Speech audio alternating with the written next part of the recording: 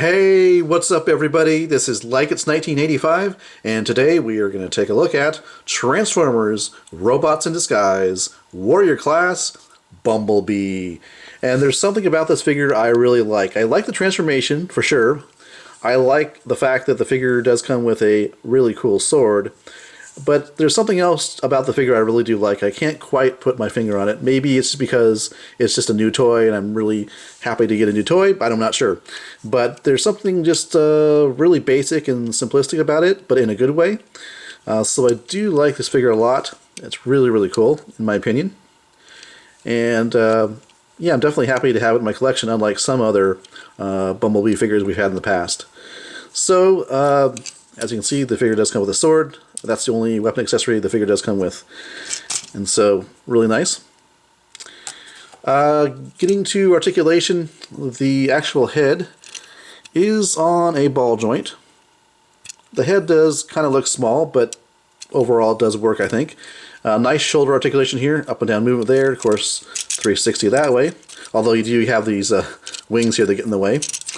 And speaking of the wings, they do have some articulation like that, as you can see, so you can pose them at different angles if you want. And then there's actually, of course, a swivel and a band at the elbow. And below the elbow, it's a solid piece of plastic, so you don't get any wrist articulation at all. There is waist articulation, however. And then the legs, you know, do what you expect. Forward, backwards, out to the side. Swivel at the thigh. A very weak bend at the knee, I would say, especially if you wanted to have him in like a battle stance where he's like kneeling with his sword in his hand, you know, fighting off Decepticons. The leg or the knee articulation is not going to do it for you, I don't think. I've tried it and it doesn't really work, so that's a shame. And there really is just this, you know, pivot here at the ankle, and that's really due to the transformation. So maybe a little bit on the the bad side for articulation, especially at the knee here, but not too bad overall. So just looking at the figure here, really nice. As I said before, you do have these bits hanging off here that form the back of the legs. They don't really tab or peg into anywhere. They just kind of rest there. You can see how they kind of rest at the back of the leg there. So they kind of actually go like that, really. But there's no way just to tab them in. It's more just like they rest against there. But they are loose. So looking at the back here, you can have this kind of sitting at a, you know, sort of like a perpendicular angle, and it kind of doesn't really show from the front. Or you can have it up like that, and it kind of shows, you can see from the back there. So there's a little bit of option there, but I kind of leave it like that as my preference. So just a comparison with a former Bumblebee figure. Here is the Beast Hunters version of Bumblebee. Just for a little comparison there. And since I've already reviewed RID Grimlock, here's Grimlock just as a comparison as well. Grimlock should be a lot bigger, I would think. Alright, so moving on to the transformation. So the first thing I'm going to start off is with the legs here. And actually, let me go ahead and rotate the waist 180. And then take the feet like that. And then there's a little hinge assembly here, as you can see. Now these go forward. And you want to tab in the legs. And you can see what's happening here. The front of the vehicle is forming up there, as well as the roof. Straighten out the arms.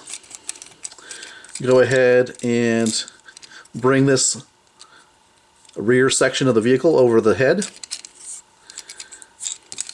and actually go ahead and kind of rotate the arms or the shoulders down a little bit, and then the rear section of the vehicle does cover the head like that. So now go ahead and bring these bits in forward like that and like that.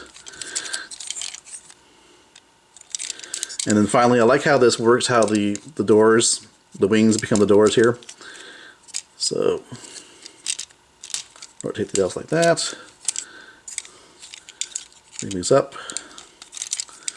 And they tab in, you can see there is a tab there.